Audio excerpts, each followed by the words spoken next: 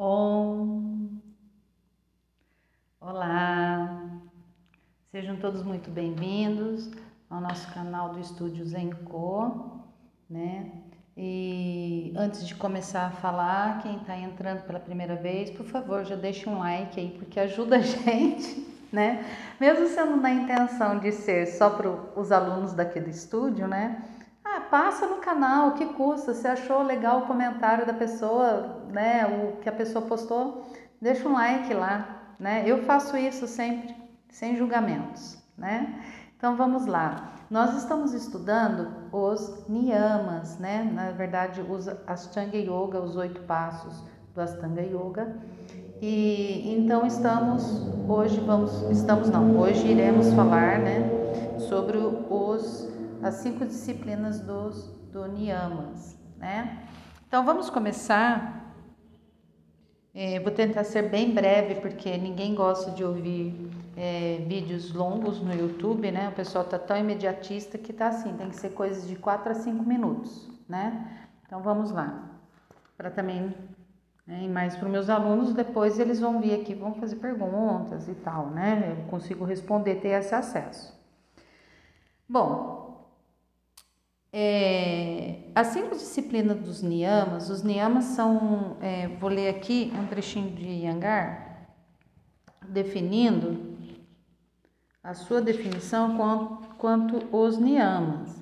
Os niyamas são regras de conduta que se aplicam à disciplina individual, tá?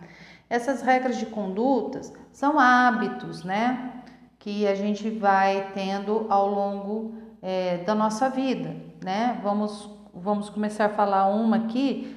A primeira delas, são 5 delas, tá? Saucha, Santosha, Tapas, Svadhyaya e Svara, tá? Então, a primeira delas, né, que é Saucha, ele está relacionado à pureza, tá? Essa pureza é a purificação do corpo, tá?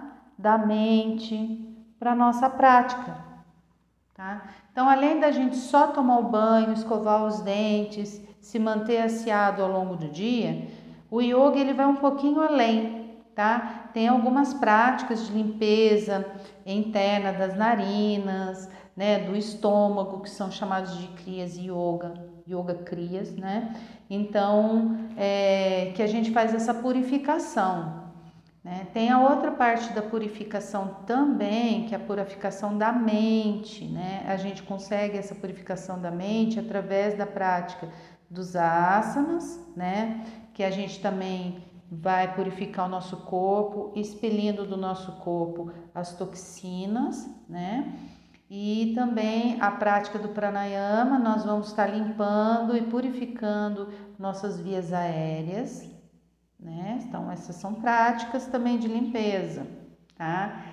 E prática da limpeza da onde? Da nossa mente e ao mesmo tempo do nosso corpo físico. E a prática da meditação, essa sim vai lavar por completo a nossa mente, tá?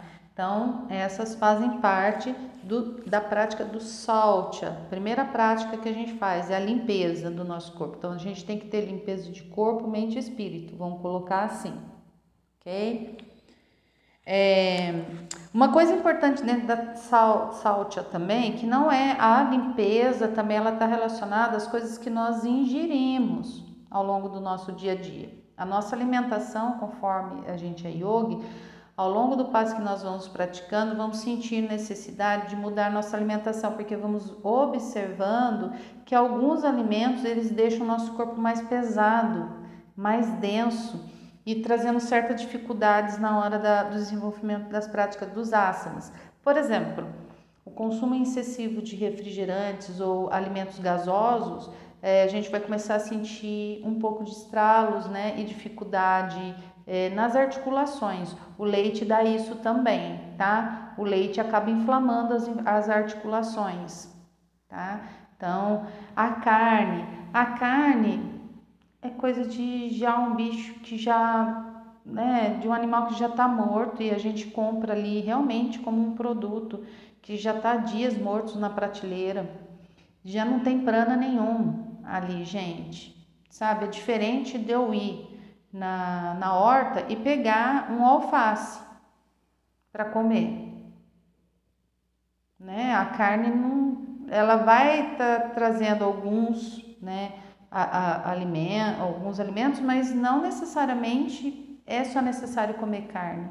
É que a gente tem uma questão embutida dentro da nossa vida, dos nossos hábitos, com a questão cultural da onde a gente está inserido. Mas quem é praticante de yoga, ele vai ter uma tendência a se tornar vegetariano, querendo ou não, porque ele mesmo vai começar a sentir dificuldade na prática do yoga devido à sua alimentação, tá? Então, e bebidas também, né? A gente evitar coisas ácidas, muito amargas, tá? Consumo direto, né? Coisas muito picantes, salgadas, né? Então, evitar geladas demais. Então, aqui tem algumas recomendações, né? Que o mestre Iyengar, ele coloca pra gente nessa questão dos alimentos, né? Que a gente deve evitar aqui. Ele fala que a comida deve ser simples e nutritiva, que dê sustentação de força e energia para a vida, tá? E quer ver onde que ele colocou aqui? Adotar. Peraí. Aqui. Ele coloca assim, ó, deve-se evitar comidas azedas, amargas, picantes, deterioradas, insípidas, pesadas e impuras. Porque vou comer uma feijoada, né? A feijoada às vezes leva mais de um dia para estar processando, né? Dentro do corpo da gente, por conta da gordura e tudo mais, né? Então leva dias. Aí chega no final de semana, você toma uma cerveja, certo?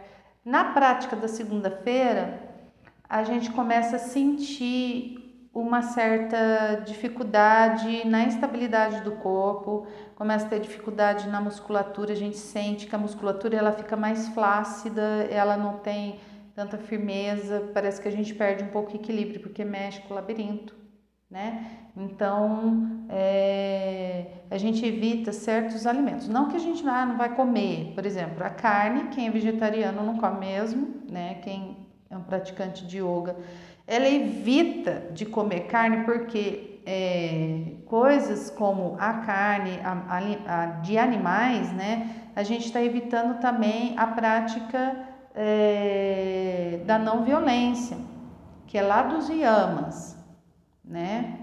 Então a gente pratica não violência, não comendo como carne, né? Então é isso. Então essa faz parte da nossa limpeza do corpo e é muito importante para o desenvolvimento do yoga. Vamos seguir.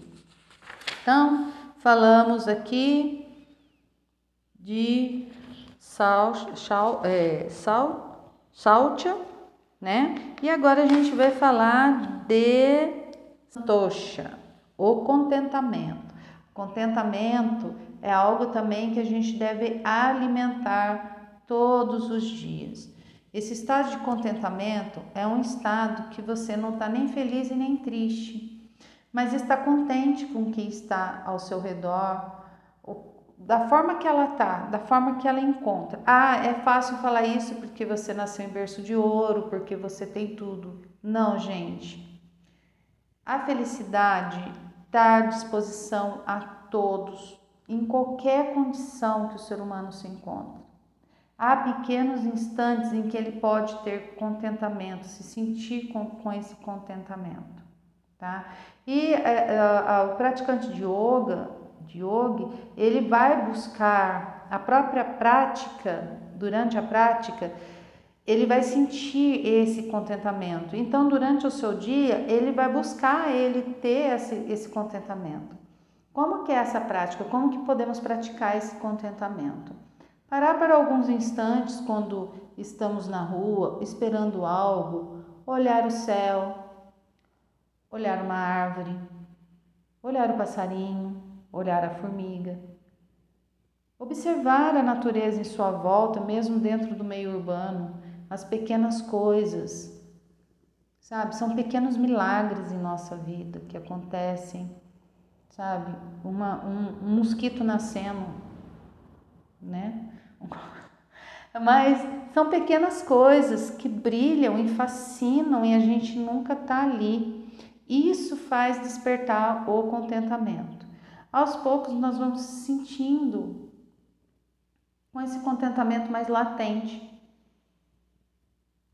mais duradouro durante o nosso dia, né? A gente traz esse estado, por mais que talvez a gente possa ficar triste com uma situação, mas você está contente, você consegue entender, você tem um estado de conformidade com aquilo, e esse estado de contentamento faz com que a gente tenha a possibilidade de resolver esses problemas com mais facilidades do que se a gente está com uma mente perturbada, com a mente triste, com a mente ou muito exaltada, muito excitada, né? A gente cai nos braços das paixões, dos sentimentos, né? Então esse estado de contentamento faz a gente trazer esse equilíbrio. Então façam essa prática de observar as coisas pequenas, que é aquelas que a gente não dá importância, as palavras dos seus filhos, né? Um pensamento, uma folha caída no chão, né? Que traz o sentido da impermanência da vida, vai trazer esse estado mais reflexivo da sua vida. Tocando. Tapas. Tapas é outra disciplina que ela está voltada para a prática da austeridade, daquilo que a gente, se a gente tem um objetivo, a gente vai ter que passar por certas dificuldades para a gente obter ela, tá? Então, se você, vou colocar o mesmo exemplo da carne, se você quer atingir um estado espiritual, a gente deixa de comer carne. Só que aí vão falar assim, mas tem lugares que, por exemplo, a pessoa nasceu lá na Antártida e lá só come peixe, né? Como que vai ser? Ela vai praticar da mesma forma, não tem como. Ela vai praticar. Ela não vai deixar de se iluminar ou ter compaixão pelos animais. Ela vai arranjar um jeito dentro disso, né? O praticante de yoga, sendo de qualquer lugar onde ele esteja, se a condição dele, se ele comer com respeito e pureza, a forma com qual ele vai tratar esse alimento, né, animal para ele, né? Normalmente lá os alimentos vêm através da pesca, né, ou da caça, né? Eles vão se purificando também, tá? Então, a iluminação está à disposição de todos. Esse estado de contentamento, para todos os yogis, está à disposição. É a prática, é o método qual que você vai seguir, que vai determinar isso. A alimentação, o Iyengar, ele fala aqui que determina muito a questão da pessoa. Então, dependendo de como você come o seu alimento, qual o respeito pelo qual você está dando para ele, é o que vai determinar realmente como que você é consigo mesmo e com os outros seres. Né? Pensa bem nisso, né? Então, se a pessoa tem várias formas de comer carne, né? Tem a forma de comer carne que é para sustentar o seu prazer e tem a forma de comer carne que é simplesmente para manter a sustentação da sua vida. Uma pessoa que está com extremamente uma deficiência de ferro no seu organismo, ela vai ter que tomar suplementos e provavelmente na dieta dela vai ter um alimento animal. Então, tem coisas assim que às vezes podem ser inevitáveis e nisso não vai atrapalhar a prática em si, em questões energéticas, né, do corpo, mas a intenção do qual é o mais importante, porque a nossa mente ela tem a condição de potencializar todas as nossas vontades, os nossos pensamentos, o que a gente come, o que a gente está fazendo, ela potencializa, né? Então, conforme você está comendo, a forma da sua intenção, a forma com qual você está comendo aquilo lá, pode ser que realmente traga um reverso, né? Mas é inevitável dizer que se a gente vai comer carne, né, na questão, ela atrapalha sim na prática na nossa prática de yoga, devido à sua quebra energética, ela é mais pesada, tá? Então, a sua quebra das moléculas, o processo dela digestivo é muito mais lento. Então, a gente tem dificuldade com isso. Então, infelizmente, realmente a prática acaba se prejudicando, né, com isso. Então, tapas é isso. Tapas é uma austeridade, né? Como que eu vou, para obter um objetivo, principalmente espiritual, nós passamos por certas regras de austeridade. Por exemplo, levantar cedo, antes do sol nascer para meditar, né? Então, você está condicionando o seu corpo a fazer uma austeridade. Eu poderia estar na cama. Para que eu vou levantar para meditar? Tá? Então, são esforços que a gente deve ter. Eu vou colocar aqui, vamos ver aqui, ó. O que no livro está dizendo, tá? Tapas deriva da raiz tap, que significa queimar, arder, brilhar, sofrer pelo calor ou consumir pelo calor. Portanto, podemos dizer que um esforço ardente sobre qualquer circunstâncias para a consecução de um objetivo bem definido na vida envolve a purificação, a autodisciplina e a austeridade. Toda a ciência da edificação do caráter pode ser vista como uma prática de tapas. Então, aqui fechou esse assunto nosso sobre isso, né? Sobre a prática da austeridade, o esforço, né? Um esforço consciente para ser feito, né? Então, eu estou me esforçando, um país que a gente tem, aqui a gente mora no país e a gente tem essa variedade de opções de escolhas, né? Para nos alimentar. Então, por que não fazer um esforço de podermos comer, evitar o mal, evitar se a gente tem essas condições, por que a gente não faz o esforço de evitar a dor em outro ser? Tá certo? Então vamos lá, passando adiante. Agora, depois de tapas, vem svadhyaya, que significa o estudo, a educação, né? Isva significa o eu e adhyaya é o estudo, a educação. Então, é o estudo do eu, é o que nós estamos fazendo aqui agora.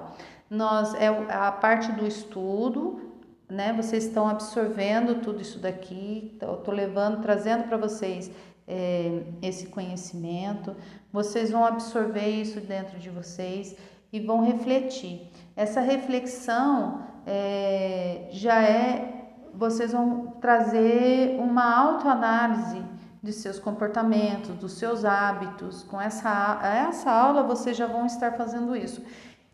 Então, isso já é a prática do Svadhyaya Yoga, tá?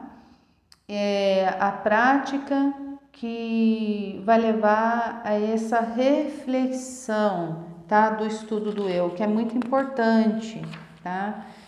E que ao longo do tempo a prática do yoga, ela vai queimando esses desejos, essas vontades. Nossa, eu não vou ter vontade de ter mais nada. Não, não é isso, gente. É uma coisa, é um esforço sem esforço. É muito complicado dizer. Você tem que se esforçar e não se esforçar muito. E essas vontades muito loucas que a gente tem, sabe? Que às vezes a gente fica, nossa, mas que coisa. Essa vontade que eu estou dizendo, naturalmente se esvai. Não é que a gente fica, eu não vou fazer tal coisa, eu não vou porque não posso fazer, que nem né, quando é pecado, né? É pecado, não vou fazer isso, mas está morrendo de vontade de fazer. Esse morrendo de vontade de fazer é que se acaba. Não é você estar aprendendo, não é isso, tá? A prática é ao contrário, tá? Então, vamos tocando a próxima e última, Ishvara Pranidhana, que é a dedicação das suas ações. Aqui ele coloca um exemplo interessante. Quando você está praticando a yoga, vamos colocar assim, você é um ateu, você não acredita em nada, você é um agnóstico, né? Você não é agnóstico, você é um agnóstico, não acredita em nada. E aí você vai fazer essa prática, da prática dos asanas e da meditação. Aí você percebe que algo aconteceu. algo aconteceu, né? E você não acredita em divindade, não acredita em Deus, não acredita em nada. Mas alguma coisa despertou dentro de você e na sua mente, quando você conseguiu, né, ao longo da sua prática, atingir um estado de samadhi, e você percebe que algumas coisas você consegue se livrar, mas tem outras que são mais persistentes na sua vida, né? Que você não consegue por si só, que tem um impulso kármico muito grande e aí você sempre está voltando naquilo, né? Então, o Iyengar, ele diz que nesse estágio, quando o yogi está assim, a pessoa, quando ela é descrente do tudo, ela é um ateu, ela vai buscar algo superior a ela, pedindo ajuda, né? Para ela se desfazer desse mau hábito, tá? Que ali é uma coisa kármica muito pesada e que ainda persiste dentro dele e ele precisa se livrar. Isso é quando a gente já toma consciência, tá, gente? Que a gente precisa despertar para mudar certas coisas em nossos hábitos, sabe? Tem que mudar a vivência de ego e tudo, tá? Então, quando a gente desperta para isso, esse yogi, ele que é o que está descrente, ele começa a mudar um pouco o conceito dele. Ele não vai falar que existe Deus, mas ele vai existir que existe um conhecimento no qual ele tem fé, ele confia, tá? A fé aí, vamos colocar aqui como um estado de experiência no qual ele não consegue explicar como fé, tá? Não é bem uma fé, mas é uma experiência no qual ele obteve que ele passa a acreditar que há algo divino, sim, além de nós. Então, totalmente ele não pode acreditar que exista deuses e Deus e não tem problema nenhum. Dentro da yoga a gente tem a parte do Advaita Vedanta que a gente não pratica isso, né? A questão dessa adoração em divindades, mas sim acreditamos que tem algo como o Dharma, que é o conhecimento que está disposto em todos os seres e que é algo maior que nós, que como seria o Paramatma, né? Que seria um ser superior, né? Mas não é um ser, né? Então ele começa a vislumbrar para isso. E aí ele começa a ter ele fazer certas coisas que é de uma certa forma uma adoração, né? Então ele vai acender um incenso, ele vai pôr um Buda, uma estátua de Buda, uma estátua de Krishna, ele vai ter alguma coisinha, algum arquétipo espiritual ali que vai remeter vai fazer ele lembrar e que isso vai dar força para ele superar essa ação kármica no qual o arrasta e ele não consegue sair desse vício, tá? Então acaba esse yoga ele tendo ele vai despertar para isso e vai buscar isso para poder eliminar mais profundamente essas marcas kármicas, tá? A pessoa crente, a pessoa já voltada, que tenha uma crença em alguma divindade, ela já vai pedir para essa divindade ajudá-la, tá? Mas a divindade é nós mesmos, tá? Tá tudo dentro de nós. Então ela vai pedir, ela crê nesse arquétipo, nessa divindade, ela se faz como um arquétipo, como um foco para ela ter força. Ela acredita que aquilo vai dar força para ela, mas a força vem dela mesmo, tá? É como se fosse uma coisa para a mente mesmo se focar. E aí ela consegue sair daquela força kármica que arrasta ela por vidas e vidas e vidas. Certo, gente? Então esse é o último estágio que é o Bhakti, que está referenciando ao Bhakti Yoga, que está presente em todas as religiões, que é a adoração, seja a uma divindade ou um aspecto espiritual, né, ou o próprio conhecimento, tá? Essa prática de devoção a isso, né, aquilo que vocês acreditam e querem colocar como objetivo na sua vida espiritual. Então, e até a próxima, então, essas aí são as 5 disciplinas dos niyamas, espero ter ajudado vocês nessa explanação de hoje. Namastê! Lembra de colocar um like aí, tá, gente? Gratidão!